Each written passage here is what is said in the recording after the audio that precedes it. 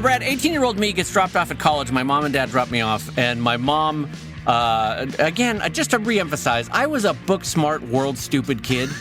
Like, nobody smarter in terms of book stuff, nobody dumber in terms of basic, like, how to manage your life kind of a thing versus me at 18. My mom drops me off. She's like, here's $50. If you need to get some essentials that you don't have, here's an extra $50. I was like, wow, $50. All right, this is great. $50 burning a hole through your pocket. Oh my God, Brad. So guess what I do? My roommate and I, we go and we get a college Costco membership, right?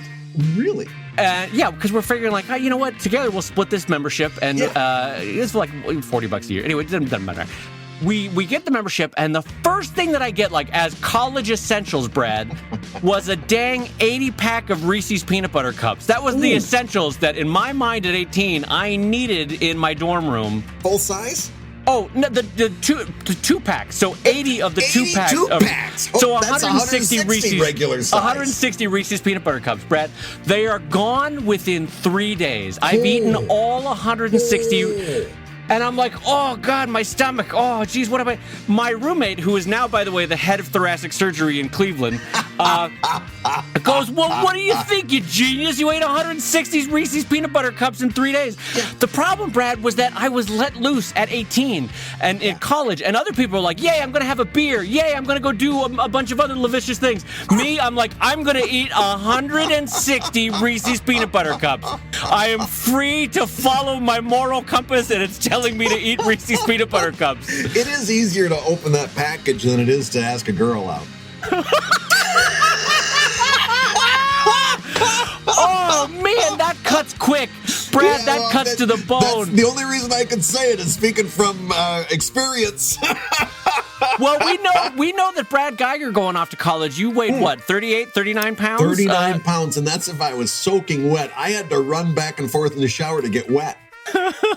And I remember you said that you in high school, college had like a Med Alert bracelet that you thought was fashionable. What was that thing? It was an ID bracelet. In Bad Axe, everything is like a decade late. So in the 80s, the 1970s ID bracelets were just becoming popular. They'd just gotten up there. And by the way, in the 1980s, we were also finding out about this new thing called Star Wars. It was great. We were extremely excited. It's like 1989, and Bad Axe is like, have you heard about the Bee Gees? They're really breaking up a storm here. Everything got late. So yeah, I had my little ID bracelet that went around my wrist. Yeah, I was happening. I was hot So Dave stuff. Kellett, 18-year-old, buying 160 Reese's Peanut Butter Cups, eating them 3 days. What was an 18-year-old Brad Geiger first week of college doing? You know, that's a good question. For me, I think it was more the ability to buy beer. I think my go-to was the contrast. I got beer. I enjoyed my brand of choice during the time I remember was Labatt's Blue. Oh, classy. Yes. I was a fancy lad. There was no case of Natty Lights for me. I was a 6-pack of Labatt's Blue guy. Oh my goodness, what a classy young man. Yeah. Oh yeah, slapping over with class. Can I ask you, as a because I'm imagining what you were like in college, and I don't know why I picture this, but did you have a belt in college? Were you a belt wearer? Like, well, time to go to class, got to get this belt on. Not only a belt, but I had the leather woven belt, with the strands that are woved. Did you do the thing where you flopped the front of the belt down just a little bit in a phallic way? To look like a little penis? Yes. Yes. Remember that in the 80s, the 90s, that was a thing? Remember, it wasn't a choice for me. I was 40 pounds. There was no way I could find a belt small enough for my waist. So any regular sized big boy belt I wore, it hung down to the knee. I love the idea that they're like, welcome to the Sears Children's Fashion Center. You're like, I'm in college. Madam, I'm in college. I need a woven belt. Yeah, I could only aspire to a petite.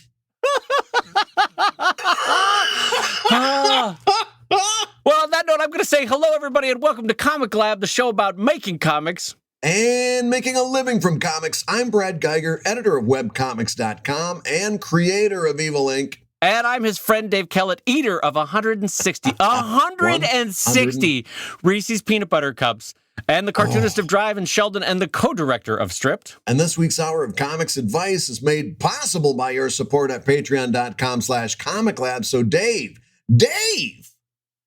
Let's talk comics. Let's talk comics, my friends. And Bradley J., what is the first topic you want to jump us into this week? First topic comes in from Patreon backer Aaron Churchill, who says, I've been reading books about, quote, paying it forward, unquote, and being a better citizen or a better person. How helping others is good for the person receiving and the person giving. And it seems like this is a foundational aspect of ComicLab, webcomics.com, and basically about what you guys have been doing naturally for years. The question is, where did this develop from? How natural is it? Was there a personal influence, a parent, a friend, a teacher that formed your pay it forward, help others attitude? I'm just curious to know what formed this attitude and aspect of who you are and how you learned and developed this generosity and positive character trait. Well, first of all, that's nice that someone would think that. That's super nice. Nice. That's very kind. It's funny. I don't actively think that we're being generous. I just think we're doing what everyone should be doing in the art world, which is share what you know and teach other people. Because, Brad, does a day go by that you and I don't learn from someone else in the art world about something that we did not previously know?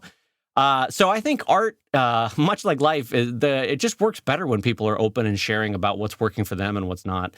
But as far as where we learned it from, let's start there. I'm going to guess, knowing you and knowing your stories about your father as a coach, that you learned that from him and from your mom about, like, pay forward what you know. It's better to teach the next generation. It's better to help other people around you, because not only in a self-serving way it will come back around to help you, but there's just a joy from that, just from the sheer act of helping other people do better in their own life, right? Absolutely. There's no doubt that was a real strong influence and kind of had me wired a certain way. The other thing that I have to mention is this, and if you want to get a really, really good idea of what I'm about to talk about, there's this wonderful documentary, a beautiful film that was made a little while back by these two guys, Fred Schroeder and Dave Kellett. Oh, stop it. And it's called Stripped. Don't be a wiener. You don't have to set it up like that. It's a beautiful, beautiful film. But listen, no, it's if you want to understand what I'm talking about, watch that movie, Stripped. And it talks about how comics, during the times when Dave and I was coming up in the early 2000s, comics were moving away from being something that was print-based in newspapers and mainstream print publishing, moving away from that and moving towards independent creators working on the web. Yeah. And the pushback that was involved in that. In other words, a lot for Dave and I, who came up through comic strips, the syndicated comic strip artists that in any other atmosphere would have been in a position to mentor us, instead of being mentors, were pushing us away. Were telling us we were doing bad things. Yeah. Were telling us that we were responsible for the outcomes that they were perceiving in their lives and so forth. People in Dave and my generation, I guess you'd call it, people that were coming up in comics in those early 2000s, right, didn't have mentors. In fact, we had enemies at the gates instead of mentors. It was adversarial. You're right. Right? It's funny because I had not thought about this in terms when you first read this question, but you're right. Keep going, because you're right about this. I hadn't thought about this. It was adversarial. That we were kind of looking for like an older brother sister kind of, hey, can you give us some advice? And they're like, get away, kid. And that kind of burned us a little bit. You're right. And it's hard to even express this or make somebody understand this. But at the time, again, we didn't have social media, but we did have websites and message boards and forums that we could talk back and forth on. And there was a big resistance from anybody from that generation to not only communicating with us in the first place, but also because if they were able to communicate, they were able to see the writing on the wall. A lot of them had if they were on a forum, they were probably figuring out that the internet was important, kind of a thing. Right, yeah, right. But there was a lot of resistance from that generation to teach this generation, and as a result, we made up. We didn't let it stop us. We just made it up as we went along, and and there was a lot of people in Dave and I that We started sharing information very freely, very quickly, very widely. If you learn something, you pass it on. If somebody else figured something out, they pass it on. We were all cobbling this together, independently together. Yeah, and wouldn't you say it was a version of like informational rock soup in the sense that like if Rich Stevens had an idea about T-shirts, he would throw it into the pot like, hey, try this. If Jeff Jacks had an idea about, hey, here's how to make stickers make money for you, then he would throw it in the pot. Meredith Grant would say, hey, have you tried this in terms of distributing your comics? And we would throw that in the pot. And so it became this great communal thing where everybody had at least something of value to add.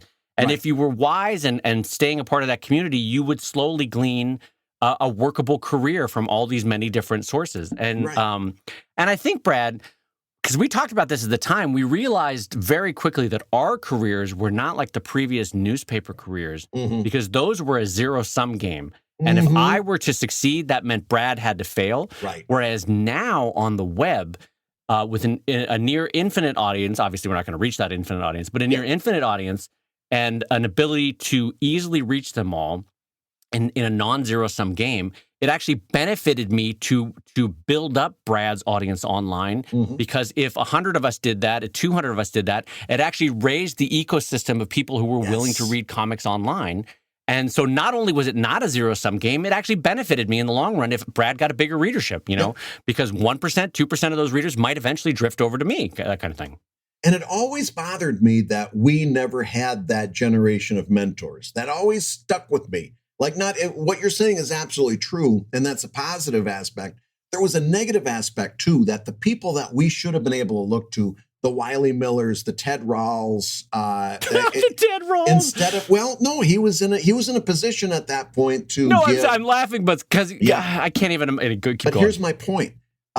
Those people, instead of being encouraging, instead of saying, here's some information about cartooning, they were instead putting us down and saying, well, you're not real cartoonists. Remember, and I'm sorry, I gotta mention, for a long time, you couldn't be a member of the National Cartoonist Society if you were a web cartoonist. You had to be published in newspapers or else you were not a professional. There was years and years and years that was the case. Not to bring up bad blood, but just to put you in the right mindset for what I'm about to say. We looked to an entire generation of cartoonists for guidance, and they were not only were they not there, they were telling us, we're not even cartoonists. You're not even worthy of being in the same room. So when things developed the way they did, and Dave and I got to a point where we had some things to share, doing things like the How to Make Webcomics book, doing things like webcomics.com, doing things like this podcast, which is now, by the way, David, officially, as of this episode, we are well into starting our 4th year together. Really? Yes. Hey, math is new to me. Wow, is it really the 4th year? We started in 2018. This is the beginning of our 4th year. There's a reason that we did that week in and week out for 3 years and are going to be doing it into our 4th year. And that is because, I think I can speak for you, Dave, we remembered how terrible that was looking to an older generation and not getting support. We want to be that older generation, even if there's some things like some things that are going to come along later on that we maybe don't understand. We're still going to be there supporting you, saying, you do that thing. We're behind you all the way. We want to be the generation to a younger generation that we never ourselves had. Right. And then also, too, I want to put the emphasis, because I think Brad put the emphasis on joy, too, because Brad... I may be wrong about the numbering. You have written 3, if not 4, how-to books on cartooning, right? 3, including the one that we all collaborated. Yeah. 3 books. I mean, you don't spend that much time on how to do comics and cartooning unless you have a genuine love for comics, right? Oh, yeah. Like, Brad and I love talking comics every week. I mean, people don't know this, but before we turn the microphones on, and for a good 10 minutes after we turn the microphones on, we're still talking comics. Like, it's not like this is something strange to us. We're, like, calling each other up to just talk comics sometimes. We're like, all right, that's all I wanted. We'll talk to you later. All right, bye. And so it is like, we wouldn't have walked the paths we walked in our own careers. I wouldn't have gotten 2 stupid master's degrees in comics. Talk about useless, unless I'd loved comics. And so the fact that we have this much joy and love for it, you want to share it. It's like cooking. Yeah. What use is it to make a dish if you can't share it, right? Right. And so what use is it to know all this stuff about comics in the 1930s unless you can share it with the next generation of cartoonists coming up, Yeah. And so there's a real joy in sharing it. Not only like we wish we had this when we were younger, and not only do we benefit in some certain way by spreading this information widely, because we in turn will get information from the community itself as well, but there's also a joy in the comics. Like, we love talking about this. This is like a highlight of my week to talk comics with you. Oh yeah. And it's also something that you take a real pleasure in seeing somebody level up. Yeah.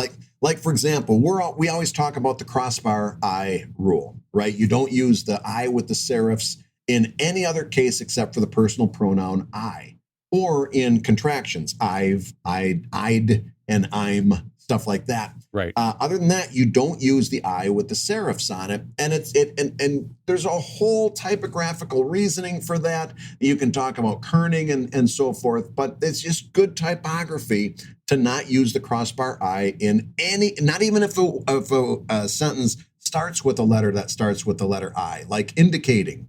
That's still a sans serif I. No, why do we talk so much about stuff like that? Because you can see you'll be watching somebody's comics that they're posting on social media, for example, and you'll see when it finally, the penny drops and they start applying that crossbar I rule correctly, and you'll see all of a sudden their word balloons overnight look more professional, right, are more readable, crisper, are more legible, and you see that, and you see their audience responding to them. Like a lot of times, the audience doesn't even know what it is, but it's like, I don't know. It seems like you've gotten better recently. It seems like you've leveled up. Being able to watch that happen in real time from the people who are listening to our show or reading our books and stuff like that, being able to see that happen.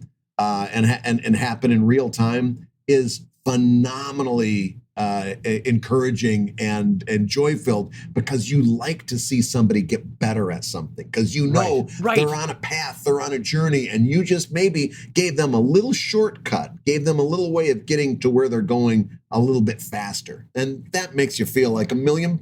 Yeah, if you can, my God, if I can save someone the year of struggle that I had doing XYZ, that's a great feeling. Yeah. I actively wish more people would do that in cartooning. But I think the sort of thinking behind what we're doing is that I think both Brad and I also feel very lucky in some respects that we've been able to make a career out of it. And so it's this weird mix of that Spider-Man quote of, with great power comes great responsibility, or that Luke quote of like, to whom much is given, much is required kind of thing.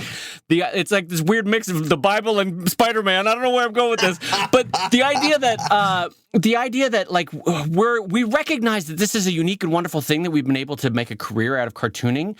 So it's our job now to help send the ladder back down. And in fact, if anything has shown me this year, I actually feel guilty that I don't do it enough in an active way to help what I want to see as an expanding voice for comics, people of color, LGBTQ, and all that. I have not personally done enough, and I'm trying to figure out ways that I can do that. And maybe this podcast is enough. I don't know.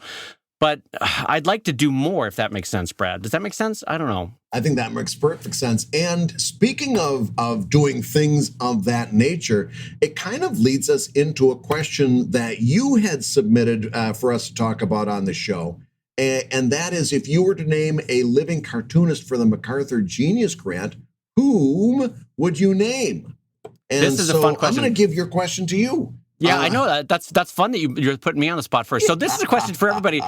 For those not familiar with the MacArthur Genius Grant, it's obviously not called the Genius Grant. It's called like the MacArthur Foundation Award or whatever. But everyone calls it the Genius Grant because the idea is that it goes to the geniuses in the field that have advanced both the specifics of their field and in general humanity, right? And I think, Brad, it's roughly, 30, 35 people every year get a Genius Grant? Yeah, I think you're right. From the MacArthur Foundation. And if I'm not mistaken, the only cartoonist to win the Genius Grant in the past was Fun Home creator Alison Bechtel.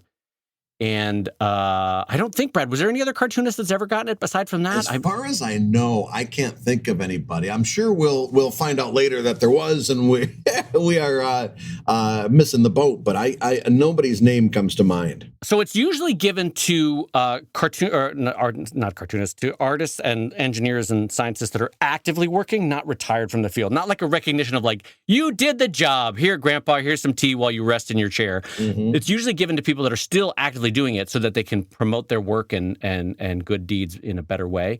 So I don't think you would give it to like a Bill Watterson, even though he's still the living cartoonist that has the most groundbreaking impact on the field, I think. Mm-hmm. Personally, I would give a MacArthur Genius Grant to Scott McCloud. I would give one, at some point in the next 5 years, I'd give him one because he has been constantly lecturing about the power of comics to organizations and groups and institutions that don't think they could benefit from comics, mm-hmm. like a Google or a Facebook or a Yahoo or, an IBM.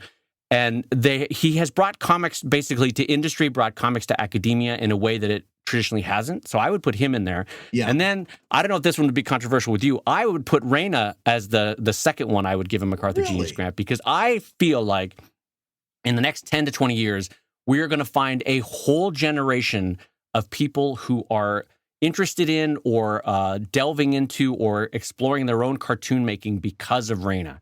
She mm-hmm. has brought millions of people in to comics in a way that traditional cartooning has not. And so I'm hugely impressed by what she's been able to do in the career. Yeah. So now for you, who would you bring in for MacArthur Genius Grant? Well, the first person I got to bring in, we did skip some famous cartoonist who did get it. Linda Berry was a MacArthur that's right. Genius. Linda Berry got one. Yeah. So she's been, by the way, for those of you who are not familiar with Linda Berry, her instructional stuff with comics has been incredible. She's taken a very different tact than Brad and I have taken, but I'm hugely respectful of what she's doing. Absolutely. No, I'm not sure who I would give it to. So help me down the road here a little bit. Yeah. When you get a MacArthur Genius Grant, what are you supposed to do with it? I mean, I get that you get a sum of money and you get to work on whatever you want to work on for that amount of time that it frees you up. Is there like an impetus on what you're supposed to be doing with it? So there's not necessarily a quid pro quo of, we have given you this award, now you must do this thing, right? But so I think there's two things. One is, like you said, there's the freedom of money, mm-hmm. which for some careers, like I remember when the showrunner of now I'm blanking on the show set in Chicago, the police show. Oh, help me out. Baltimore. The show set in Baltimore. Oh, The Wire? The Wire. The showrunner of The Wire got it, right? Unfortunately, when you're a showrunner of The Wire, that $300,000 or whatever is like a rounding error for a residual check that you got, Yeah. So he's like, I don't need the money. So I think he paid it forward with other stuff to other people, right? Yeah. But then that same $300,000 goes to a playwright in Des Moines. It is life-changing, right? You can set up a whole theater. You can set up a whole theater company. You can probably buy a theater in Des Moines. Yes. Like, it's life-changing. So for some arts and some scientists and some, thinkers, that amount of money is hugely life-changing. And for other people, like if you're the showrunner of The Wire, it's like, oh, look, another check. Mm-hmm.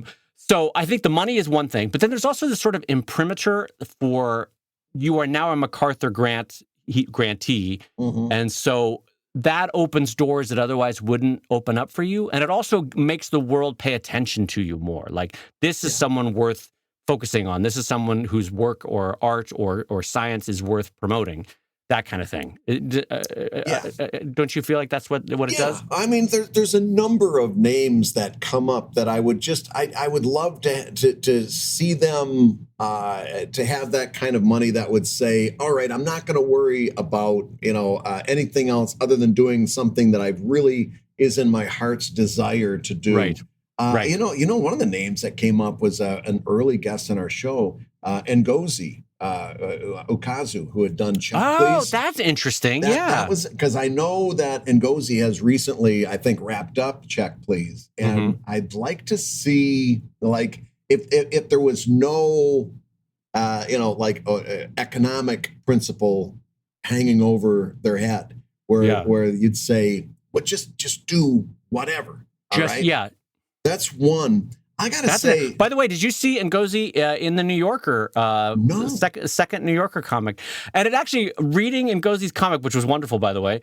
it made me realize that, you know what, just for fun, just for a lark, you and I someday might want to set us like a 6-month challenge for one another where we try to get into the New Yorker just once.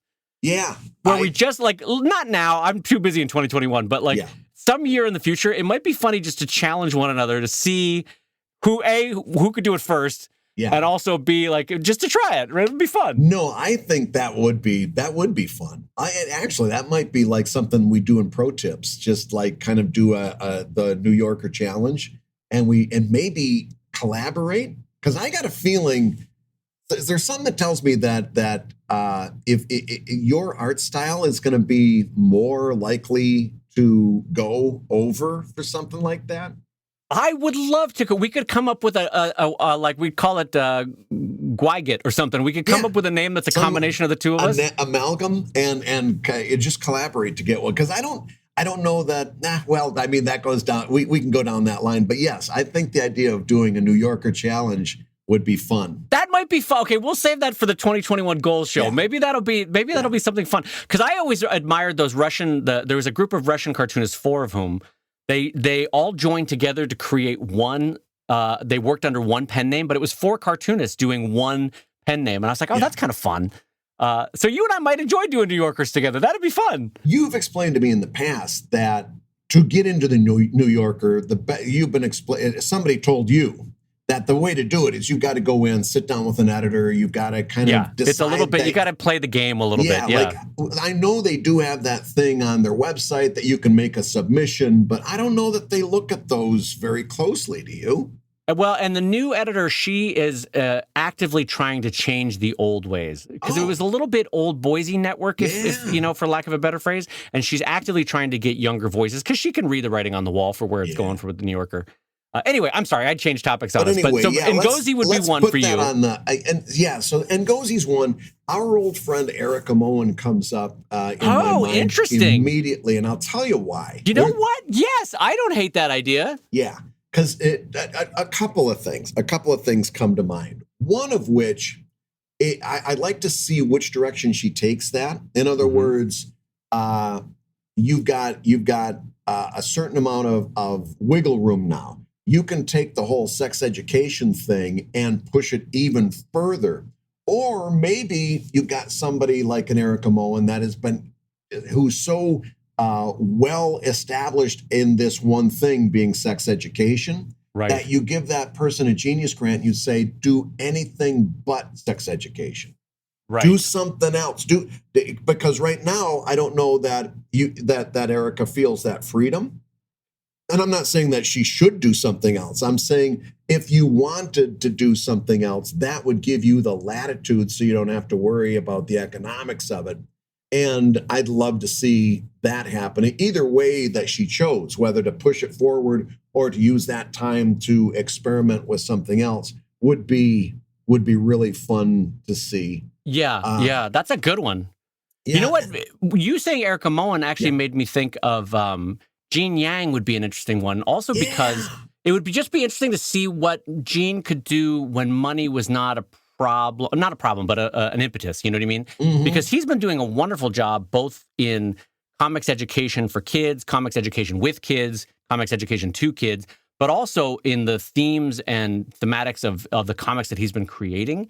Yeah. So that would be a fun one to do. Any other ones for the MacArthur Genius Grant? Here's one thing I would say. I would not put you or I in that category. We're not the right cartoonists for that kind of a thing. You know what I mean? We're really not. We're workaday cartoonists. You know what I mean? We're like journeyman cartoonists. I don't know how to describe what we are. No, we don't. We're not gravitas cartoonists. Yeah. We don't do gravitas stuff. You know, and I'm not putting down gravitas, but I think you do have to have a certain amount of that. You put it really beautifully the other day. You said there's a certain kind of cartoonist, and this is not in speaking about any of the ones that we just praised, but you said certain cartoonists create their work to be read. I create my comics to be enjoyed. And I was like, oh, that's a good way to look at it. Yeah, I really feel strongly about that. Like there's a difference between being read and being enjoyed. And I don't want to be read so much as I want to be enjoyed. And there is a difference. Like when you're really reading a comic and it's a heavy comic and there's all these themes and stuff, there's a certain enjoyment, or I don't want to say enjoyment. There's a certain benefit to that, right? Reading a very, very serious work and you come out feeling very emotional. I am more along the lines of if I take the place of a snack so much as not necessarily a meal, I'm very happy with that. Yeah. I'd rather be the Reese's peanut butter cup on the plate because I'm familiar. Yes. Yes. I want to be enjoyed. I don't want to be necessary. I don't even. My attitude is if I can sneak my morality in or sneak a message in, but you've been enjoying it the whole time, then I did my job because I kept you reading and then snuck in a message about a better way to live your life. That kind of thing. So yeah, but I don't know that that you or I are ever going to be somebody that they're going to be writing books about. No, absolutely not. We're going to be very happily forgotten, except for a few people that hold on to those old books later on and say, "Oh yeah, I remember that guy," or read this, you might get a kick out of it. I don't think we're the kind of people that they go back and write biographies about. But there's something that's kind of nice about that too. Yeah. What we're doing is very in the moment and very of its time, and that's okay too. I am very much at peace with the type of cartoonist that I am and the type of cartooning that I create, and so it's. So any other last ones that you would add onto your MacArthur Genius Grant? I feel I'm always a little bit nervous because I know when I'm listening to this later, I'll be like, oh, why didn't I mention don't be silly, because none of our peers are going to be listening to this going, Brad doesn't think of me as the MacArthur Genius. Oh, no, I've heard. But no others come to mind at this point. Yeah, it'd be interesting. Like anyone in the French market or the UK market or Australian market that you would think of? Nobody that pops to mind. No. Maybe Boulet, but I don't know if they give it to French cartoonists, the MacArthur Genius? Do you have to be American Canadian, or what's the limits on that? That's a really good question. I don't know. Because it'd be interesting to see what Boulet would do with $300,000 in just a year or two to be able to do whatever he wants. But anyway, so that's a fun, we can bring that. I always like to when people bring that over to the ProTips area for patreon.com/ComicLab. It'd be fun to hear what people think would be a good candidate for a MacArthur Genius Grant in the world of cartooning and comics. Hey, if you're listening while you work, take a minute to stand and stretch. And while you're doing that, we're going to tell you why you should join us on Patreon. When you do, you're going to get hours and hours of podcasts that we recorded just for backers. And exclusive Patreon posts that go even deeper on ComicLab topics. And access to our exclusive Discord server, which is a thriving community of professional cartoonists. So you can support the show you love and get tons of actionable resources for your own cartooning. And listen, if you can't swing a pledge this month, we get it. No worries. Yeah, listen, you can still support the show by rating us wherever you get your podcasts. Just leave a 5-star review and a few kind words. That, along with mentions on social media, is incredibly helpful. Now, everybody, let's talk comics. I got to tell you, though, Brad, now that we've broached this idea, my mind is a little bit fixated on this New Yorker thing. Yeah, I tell you what, since we're just at the beginning of the year, why don't we do that for ProTips? And that is the ComicLab New Yorker Challenge. In other words, around the first of the month, every month, we'll devote a ProTips just to you and me coming up with what we think is the perfect New Yorker cartoon.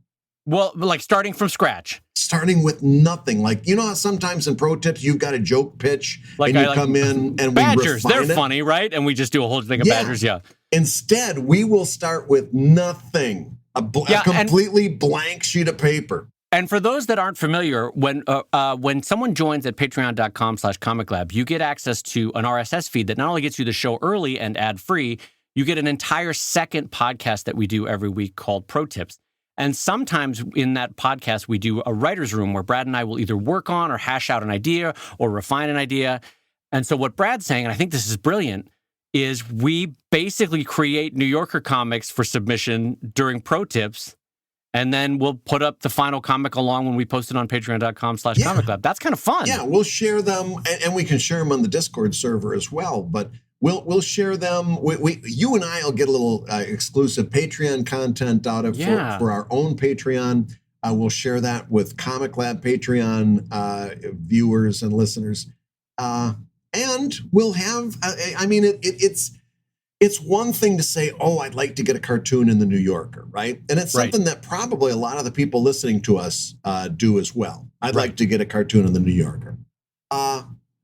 This is turning that from a passive to an active. In other words, Right. we're going to devote a show every month to this goal, which is going to mean that we're going to actually actively work on this thing every month. And that's the only way to get close to a goal. So if you want, listening at home, when we do our ProTips show, if you want to listening to that and work on your own New Yorker cartoon as well, maybe we can all do the New Yorker challenge together. Well, one of the reasons why I'm intrigued by this, where we haven't, I mean, listen, you and I are both of an age in our cartooning where we both recognize that it's a feather in the cap to get it into New Yorker, but neither one of us have tried because we both recognize that it's a little bit of a waste of time when I could create a comic that generates X amount of income for me on Sheldon or on Drive, and I own it forever, and I can put it in books, and I can make prints out of it, all this other stuff, right? You and I have talked about this before. You kind of have to create 50 comics, 80 comics before you would even get into the New Yorker. And we've always been like, well, shine that. I'm not creating 80 comics that I can do nothing with. They're all gray. They're all square. Like, what am I going to do with a bunch of single panel comics? But for this, we'd be getting content out of it. We'd make a ProTips episode out of it. We could put it up on our own Patreons as exclusives. I like that idea. And then we might, one of us at the end of a year, make it into the New Yorker. And wouldn't that be a fun feather in the cap? Yeah, I think we should probably, I think we should do that. I think we should do that. We'll do it in ProTips. We'll call it the ComicLab New Yorker Challenge. And we'll just try to challenge each other to come up with the best possible New Yorker submission. And then once they turn them down, I mean, it's going to take them a month to turn them down. The following month, once they turn it down, we can release it because then we're not under any obligation. And we can release it to our Patreon backers. That's interesting. Because you and I, like, how many goals? This is a for real question. This was not planned in the show. How many goals do you have left in your comics career? I'm not being a jerk. I'm genuinely honestly, asking. One goal, and that's just to survive. just to be able to do it one more year, to take whatever new twist that the next year is going to throw at us. Whether that's, no matter what it is. I mean, you know that there's always something that's going to force us to reinvent ourselves, to reinvent how we do what we do. We've never done anything the same way for too long. And frankly, part of me is like, you know what? We've been doing this crowdfunding Patreon thing for several years now. Something's going to come along. Something's going to go make us change. We're due for another big seismic change. And my goal is to survive that next seismic change. Yeah. And that's it. That's my only goal. If I'm being honest, I've kind of gotten all of the goals that I set for myself. One is to make a viable career out of it, to make a living. 2 is to never have a boss. I love that goal. Number 3 was to hire 1 to 2 assistants, and Beth has proved wonderful. I don't know that I'll ever need a second one, but I don't know that I have any other goals per se from the 20, 30-year-old Dave, so I kind of need to start generating some new ones. But to your point, one of the biggest goals that I have is don't take this away from me. Yeah, no, I'm do holding onto the door frame as they're pulling me out. No, I want to keep doing this till my deathbed. One more year. Just give me one more year. I want to be Charles Schultz, and my last comic runs, and then I drop dead. I want that. That's what I want. That would be perfectly nice. No, and interestingly, the idea of winning an award doesn't even come up there anymore. Like a young Brad Geiger, it would have been the Eisner Award, an NCS Division Award. You know what though? I will differentiate from you from a little bit. There is still a smallness in me that I would love to win an Eisner. I don't know that I ever will. I don't have the audience width that would help me get to an Eisner, if that makes sense. But there's a smallness, and I admit it's a smallness that I'm like, I'd still like an Eisner at some point in my career. Eisner, yeah, I don't know. I don't think I've kind of.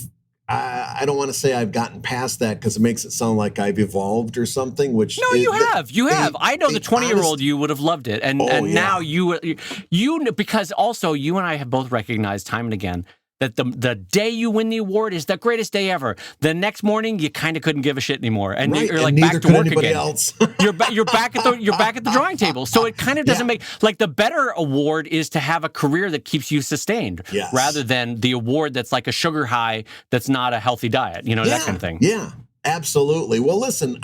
So let's put a marker on that one. We're going to launch the ComicLab New Yorker Challenge, and let's take a look at another Patreon question, because I've got one for you that I think you're going to love. Comes in from Katie McMahon, who says, "How do you balance the quality of artwork with the speed of producing pages? I often find myself getting caught up in detail work, which is fun and satisfying, but I recognize that in order to make pages at a consistent pace, I need to work faster." Dave, the old saying from Al Cap was, first you get good, then you get fast, then you get good and fast.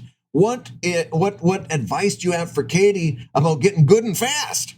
Well, first of all, to Katie, I want to say thank you, Brad, for stealing the answer that I was going to use to let me escape this question. Oh, no, I'm sorry. Which I was also going to use the quote of first you get good, then you get fast, then you get good and fast. So anyway, I've been Dave Kellett. This has been my appearance on ComicLab. Good night, everybody. Good night, everybody. No, so I think there is truth to that, is that there's a couple answers to this, is that it's a recognition that it is a balancing act, and Katie's on the right page about that, that it's, you can't just have speed without quality, and you can't just have quality without speed, because it's kind of, if you have just quality without speed, you become that painter that produces one painting every 5 years. Right. And there is both a lack of momentum, a lack of energy, a lack of oomph if it's just a single painting versus if it's a whole, a gallery show of here's my newest crop of 50 paintings.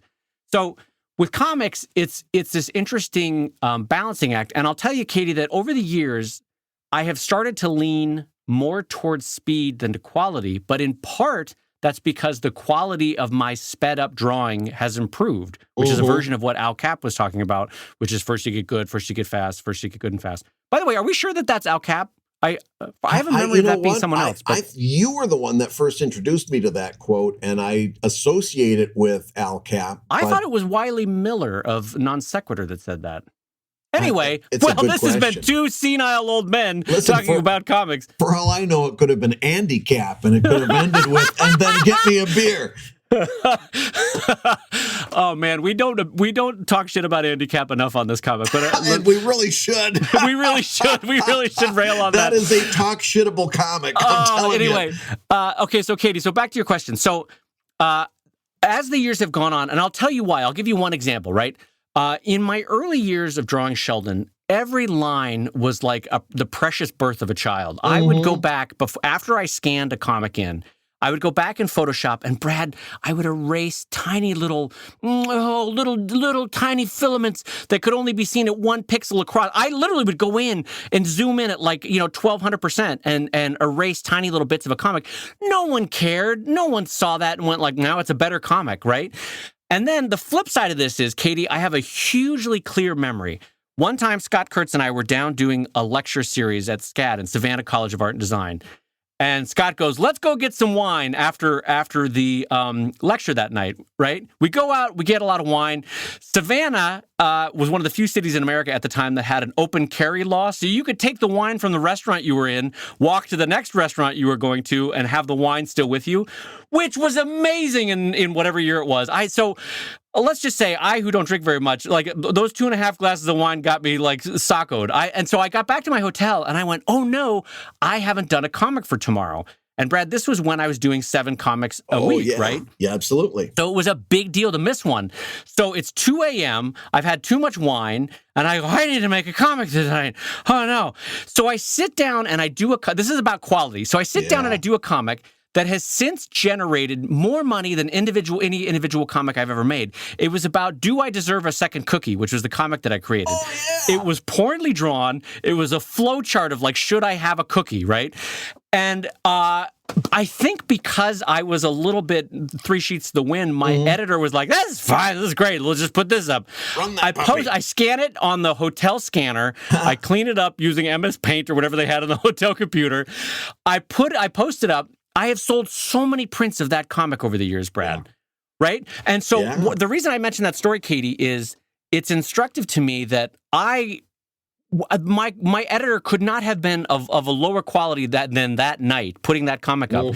But the quality of the idea was such that it didn't matter how poorly drawn it was. And so for me, that was instructive because it kind of was the beginning of teaching me that I needed to strike more of a balance towards speed and less of an obsessive focus on quality. Right, Brad?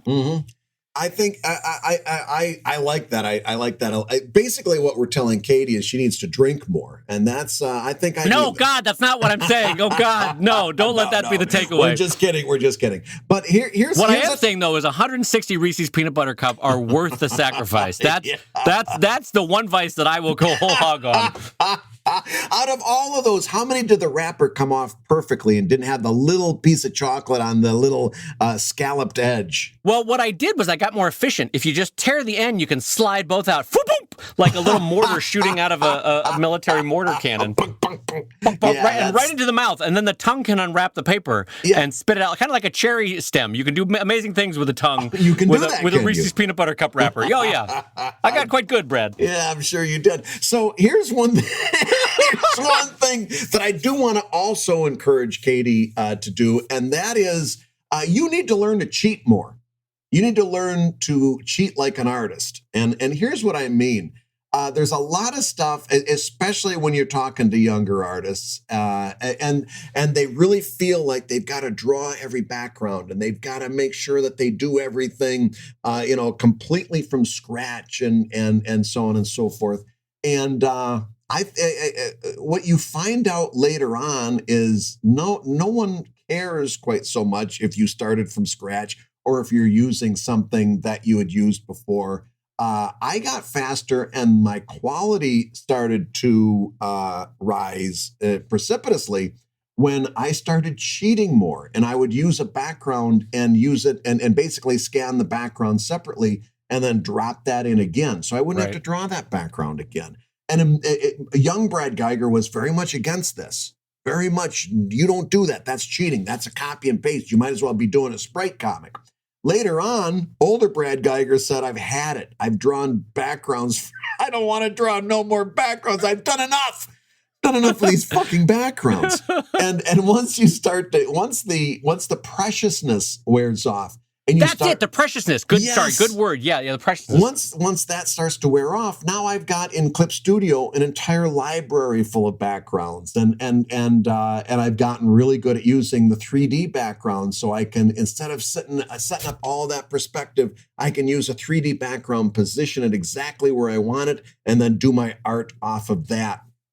I don't spend any time worrying about learning how to draw a car. I find a photograph of the car that I want at the angle that I want, and I don't trace it necessarily as I do my art, using my own lines and my idea of what a car is, using that photograph as a starting place, right? Mm-hmm. If you just trace it, it's going to look out of place. But if you do your art on top of it, which is a step removed from tracing, it's going to look like it fits in your universe, and you're not going to sit there obsessing over getting the hubcaps right.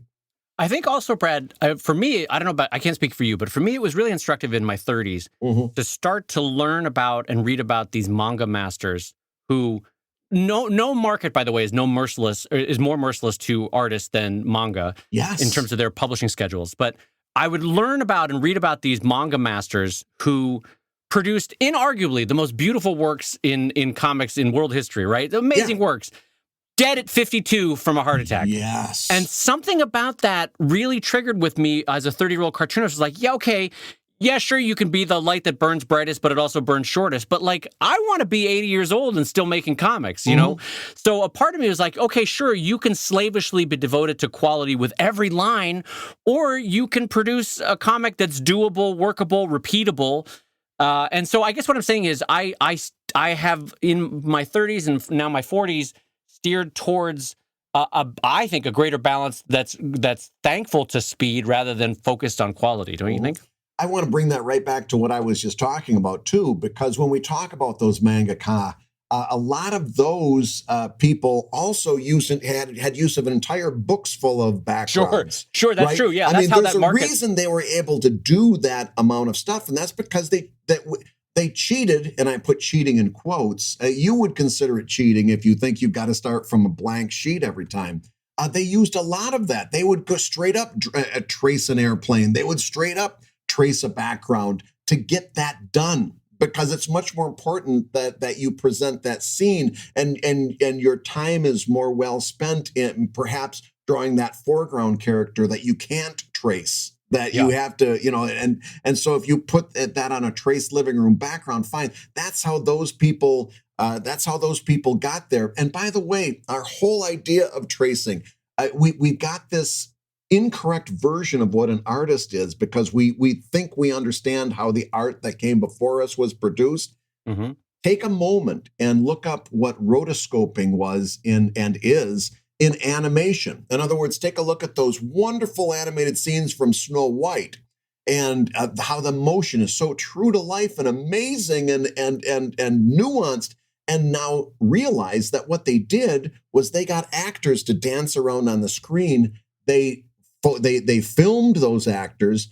Then they brought that film in and basically traced over the film in a process that's known as rotoscoping. And of course, they didn't trace them exactly. Again, in the same way, they put their cartoon Snow White on top of that actress, but they used the actress as the basis to get the motion right. We think that just came out of their heads. It didn't. It was rotoscoped. You've got to take it easy on yourself and allow yourself to cheat like an artist. Well, I wasn't gonna make this point, but look at how Vermeer basically created a light capturing machine to basically Photoshop the world for himself as a painter. Yes, there is a documentary that's called, I think it's called Tim's Vermeer. Listen to him rapidly Googling over there. Oh, you can hear clackety clack clack. I love that keyboard when it comes in. There is a documentary called clackety clack clack clack clack clack. It's so subtle. No one can hear that keyboard, Brad. Do watch the documentary called Tim's Vermeer. It goes into exactly how it was made. But yes, you're holding yourself to a standard that isn't realistic if you think that you have to continually start from a blank sheet of paper. You want to get faster? Give yourself the opportunity to cheat more. Yeah, no, and I think Vermeer did it, but I think also Caravaggio and Da Vinci also had light inverting devices that would help them paint a room or paint a land. Anyway, the point being that the masters too found ways to do shortcuts, and you are not some artist evil incarnate if you find a way to work faster. But now, all this being said, Katie, I want to swing back the other way and say that remember that the flow of this is first you get good, then you get fast, then you get good and fast. Right. Because I can tell that there's going to be a 22, 24-year-old artist out there going, well, Brad and Dave said I got to go fast. To heck with the quality. Here I go. Right? And so the idea is that the natural period in most artists' life is to really focus on quality. And that's okay. That's what Brad and I did. We're just saying that eventually you get to a point where each individual line becomes less of a precious baby that must be nurtured into the world, and you go, that line's good enough. Now moving on, And so first you get good. So do, Katie, work on the quality. Then you'll get fast. Then you'll get good and fast. And really, when you get to the good and fast, that's kind of when you reach your 10,000 hours. Yeah. And you can have this wonderful mix. And frankly, you intuit better when to mix speed with quality and quality with speed. Well, I want to talk about getting good then, Dave, because we've got a question from another $5 Patreon backer named Adonis Miliano. What a name. Adonis. That's a great name, Adonis. Wow. Adonis Mom and Dad were nice to you on that. That's fantastic. Holy cats. Yeah. Imagine Adonis on the dating scene. That's fantastic. What's your name? I'm Adonis. You can thank Meanwhile, me later. Adonis is like, to hell with you two. Just answer my question. Well, Adonis says, hello, Brad and Dave. With the limited time I have to dedicate to comics, because he's dating so much. Yeah, because he's on the dating scene all the time. Yeah, that's how come you don't have any time for comics. I sometimes get overwhelmed with the large skill set necessary to make them. The story, the character designs, backgrounds, dialogue. Since I wish to improve on these areas, what would you believe a hierarchy of skill sets to learn would be? Should I improve character drawings first and focus on perspective and anatomy, or story development, although the plans for improvement are infinite, I would appreciate your insights on this nonetheless. So Adonis, because Adonis is going out every night dating, only has so much time. Poor Adonis. By the way, I just asked a damn question. Why are you guys throwing me under the bus like this? Well, that's what happens when you become 50 years old and jealous of everybody under the age of 33.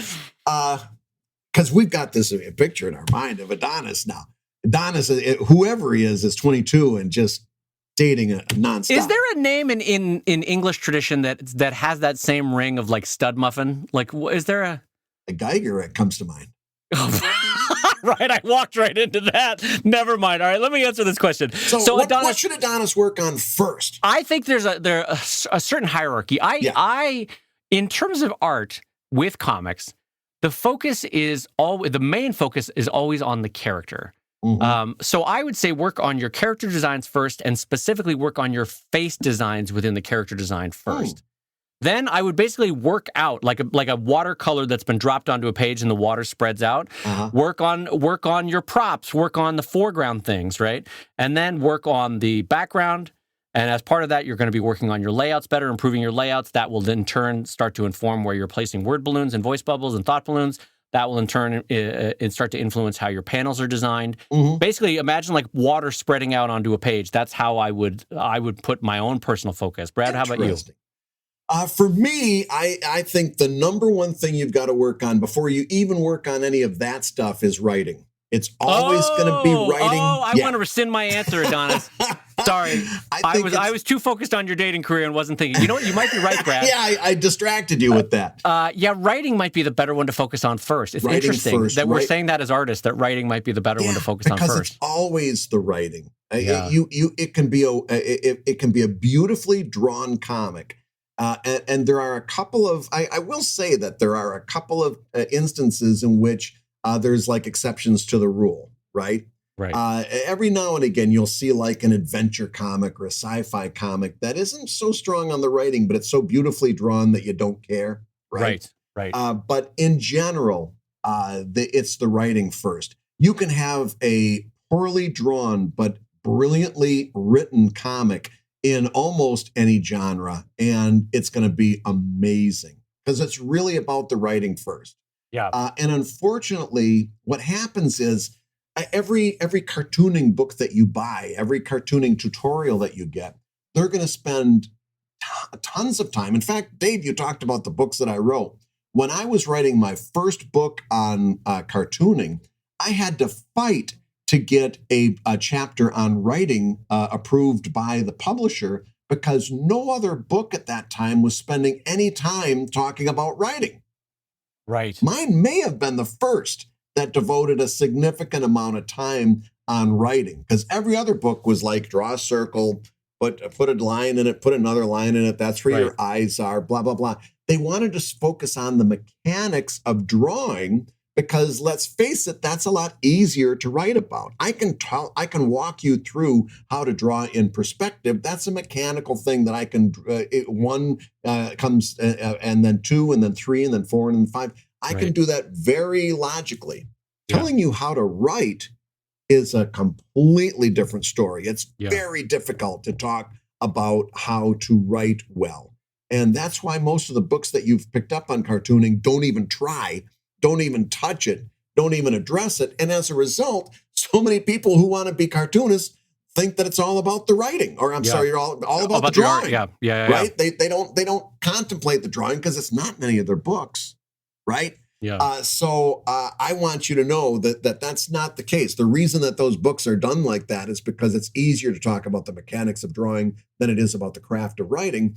But the most important thing in your comic is the writing and always will be. Yeah, I think you're right about that. And it's funny how you mentioned early on in this example, you were like, well, there are sci-fi artists who are amazing artists and the writing is soft. And I always think of Mobius in that case. It's like, okay, if you're Mobius, you can write comics that have terrible stories, but the most beautiful art ever. But unless you're Mobius, don't do that because, you read a Mobius comic and it's inarguably gorgeous. It's an amazing comic. But you're like, all right, this is a dude in 1978 who's on a ton of hallucinogens, and the writing is terrible, but the comics are beautiful. That's an amazing spaceship, but this comic makes no sense at all. Nothing that makes kind of thing. any sense, and then there's nothing that comes of even reading it. It's just kind of, okay, I got to the end. That was beautiful. It was real pretty happened. journey. You know what I mean? Like the journey was pretty, but it makes no sense. That kind of thing. So but yet the flip side is true. You can have a Callahan cartoon where the writing was amazing. He was quadriplegic and had to draw with his mouth. Yet the ideas will stick with you if you read some Callahan comics because the writing was so good, James Thurber is another great example. Another one, somebody who is legally blind. If you see any pictures, any photographs of James Thurber drawing, he's literally got his nose right up against the paper, and he's drawing on a huge, 18 by 24 sheet of Bristol board, and he's full body going around, rubbing his nose. He also has the definition of Coke bottle glasses when you see, because the cutting technology for glass back then was not, so he literally had 3-inch thick glasses. But Thurber, Callahan, and they're the flip side of Mobius, who had amazing art, not so good writing, but they had amazing writing, not so good art, that kind of thing. So it's interesting that you might be right, Brad. The first thing to work on might be your writing. But then, Brad, I do want to ask you, though, because let's say Adonis has been working on their writing and they're ready to start making comics. What would you focus on in the physical act of creating comics first? So layouts, page design, comic, no, would not be necessarily panel design. Like we talked about last week, nobody's ever read a comic because it had good panel design. A creative way that the panels are put on the page, please. So I'm gonna give you this answer, and you give me your honest feeling about what this answer is. Okay. The next thing that you work on is art, and here's what I mean. Brad Geiger, helpful guy. Think about it, though. I mean, can you really learn about character design without learning about certain elements of perspective? Can you really isolate one of those things? I get your point now. Doesn't it all build on itself? Doesn't learning to draw a good background inform how you draw the foreground? Isn't drawing mechanically inform how you draw organically? It's all connected. I don't know that you can necessarily separate something unless it's something that's really super mechanical, like perspective. That's something that you can learn. 1 point, 2 point, 3 point perspective. Where's your horizon line? Where's the vanishing points? But in general, I think the more you learn about art, the more you learn about transcribing a 3-dimensional scene into 2 dimensions with line, that you can't learn anything that stands alone there, can you? No, you're right. So on one level, you're perfectly right. On this other level, in your heart, that's not the journey that we took. We were young cartoonists, and we wanted to work. We wanted to make good comics with the limited skill set we had. I'm still doing it now with the limited skill set I have. And Drive pushes me more than Sheldon. And so I will say that with Drive, my line quality and character design informs my background. It informs my ship designs, all that sort of stuff. So yes, it is an ecosphere of understanding. And part of it, unfortunately, Adonis, is that you just have to, it is just literally the number of hours you're able to put into art over time. Yeah. And it's kind of why they always go back to that 10,000 hours thing, is you just need to hold a pen for 10,000 hours and make a lot of mark making with it. And eventually you will come to see all the different ways that you can form and create shape with line. But that being said, I'm going to go back to my original answer. I still do think focus on character and character design first. If it's a strong character and character design, it will survive bad backgrounds. It will survive weird paneling. The opposite is not true, though. I co-sign that strongly. In that, if you put a gun to my head and say, okay, choose one thing, it's character design. So many times, again, you can have a perfectly good artist that doesn't understand character design, and the whole thing falls apart at that point. Right. It just, even if it's a very small thing where it's like you look at somebody and you say, if you just change that nose, that would be a good character. Have you ever done that where you see somebody and it's like all you need to do is a couple of tweaks to that character design with a mind towards why you're doing what you're doing, and this would become really good. Have you ever seen a cartoonist, by the way, Dave, where you were looking at like Pro-Am and they just draw eyes weird, and you Yeah. can't get past how weird they're Right. To drawing them, the it's their eyes. style. And for you and I, we're like, what is this? Like, yeah. And eyes with a lot of strong, straight lines and angles. And it's like, what are you doing? You want to just reach through the screen and shake them. And so when I look at at how I perceive other people's comics and the things that bother me, it always comes down to character design. So you might be absolutely right in saying the first art thing you want to really learn about is character design. Well, also, I think it's instructive to see those cartoonists that are taking off in sort of an Instagram or Webtoons world, where their paneling is nothing to write home about, their comic page design is nothing to write home about, but the characters are standoutish, and they have built a sort of look for themselves with their character design that makes you remember them the next time you see them on Instagram or on Webtoons. So I do think there's some truth to that. Can we talk about that for a minute? Because I think the real big problem there is exactly the opposite. No, I agree. We've talked about this, that a lot of people are sort of like an alternate version of somebody else that they've seen. Right. You know? There's a whole genre of Instagram, of cartoonists that are doing they're getting thousands of likes and views and stuff on Facebook and Instagram and Reddit. And the problem is that their drawings, their character designs are so cookie cutter that it looks like about 36 other people that are doing the same types of comics, using the same type of humor on the same platforms. And these people, I think they're having problems breaking out and becoming, getting to their goals. And part of the reason is you're doing such a cookie cutter comic that it's impossible to define you from the 3 other people that I saw when I was scrolling just before I got to yours. But don't you think, though, that that's a little bit the history of comics and art in general? And I'll tell you what I mean. If you were a cartoonist in the 60s and 70s, there was a bit of a herd mentality of like, they were all a little bit versions of Peanuts. And if you were a cartoonist in the 80s and 90s or early 80s, you were all a little bit, especially political cartoons, you were all a version of Jeff McNelly out of the Chicago Tribune. Yeah. And if you were a cartoonist in the 30s and 40s, everybody was a little bit of a version of Gasoline Alley, is what I'm saying. You know what I mean? Like, there's a kind of a herding that happens in art, and this is true with all genres. Go ahead, jump in. I'm just gonna catch you. So name one of those cartoonists who was a version of Charles Schultz. No, you can't, and that was my point. That's my point. No, that's my point as well. Is that like it's natural that happens. Yeah. And the trick is to figure out who you are and your style is coming through that. You need to distinguish yourself. Otherwise, you're just one of 1,000. 6th grade Dave Kellett was 1,000% drawing a version of Garfield. I don't know what you were drawing, but I was drawing Bloom County. Yeah. And so the trick is to get past that and to get your own style and your own look. And now I've totally forgotten the question that led to all this. Was Adonis? What should you work on first? And and it's underlining the importance of character design, because I think sometimes these people get really great response on Reddit, for example. They get thousands of upvotes. Right. The problem is, were they upvoting you, or were they upvoting the cartoonist they thought you were? Because you're so similar to that other guy, they just think that you're that. And that guy is being mistaken for another person, and she's being mistaken for. There's so many of these people that are drawing so similarly that are you succeeding, or is this other person succeeding? And until you break out, and you got to do that through character design, I don't know that you're ever going to get there.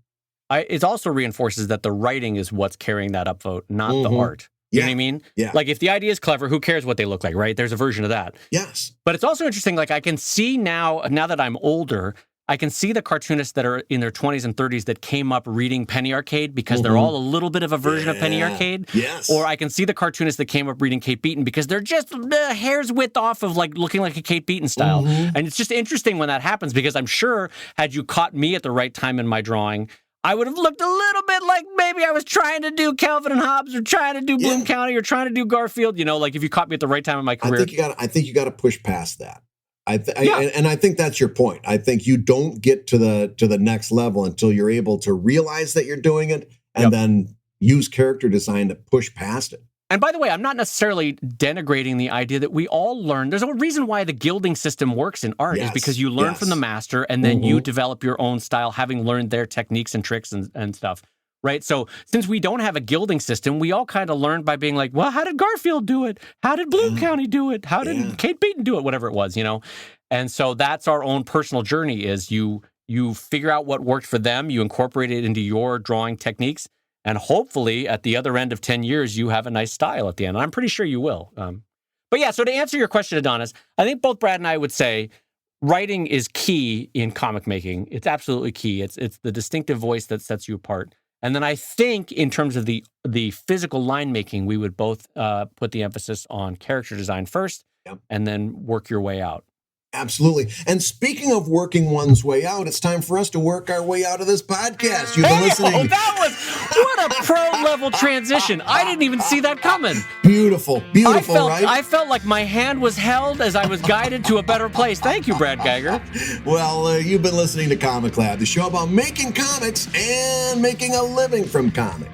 Your hosts have been my friend Brad Geiger, the editor of webcomics.com and the creator of Evil Inc. at evil-comic.com. And my good buddy Dave Kellett, co-director of Stripped and cartoonist of Sheldon at sheldoncomics.com and Drive at drivecomic.com. Anytime someone uses the phrase "good buddy," I always think of a trucker with a. All right, good buddy, that's a 10-4. We got a bear coming up on the.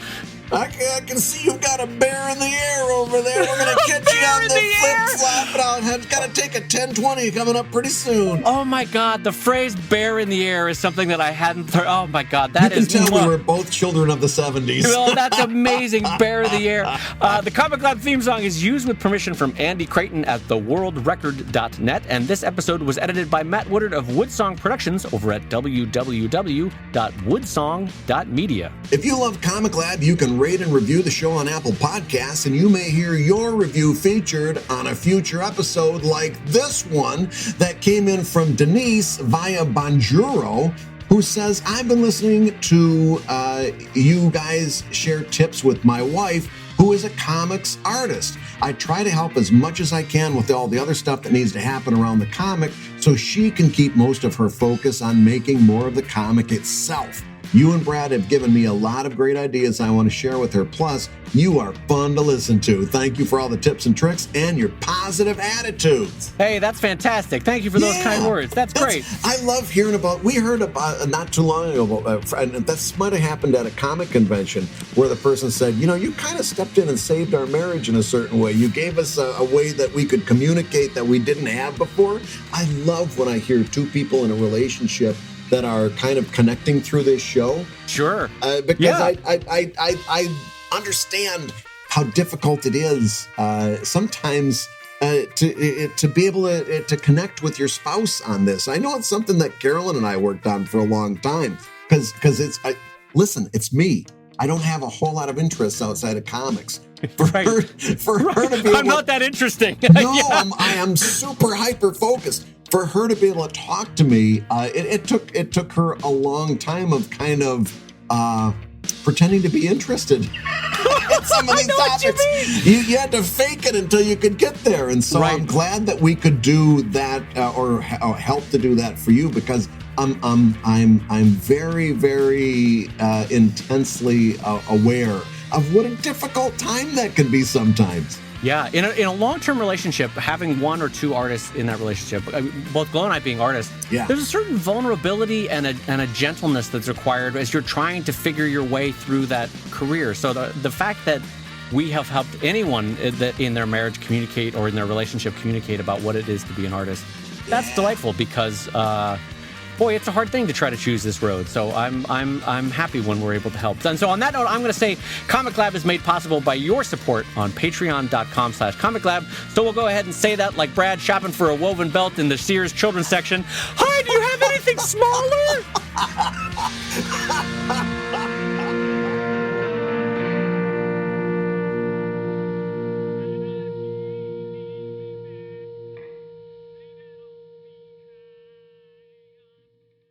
So there's a question for you. You get the opportunity to get your metabolism back But it means you got to go back and live high You got to school be 18 again? all over again. You got to live those 4 years of high school all over. Although I'll give you a high school or college. You can take one or the two.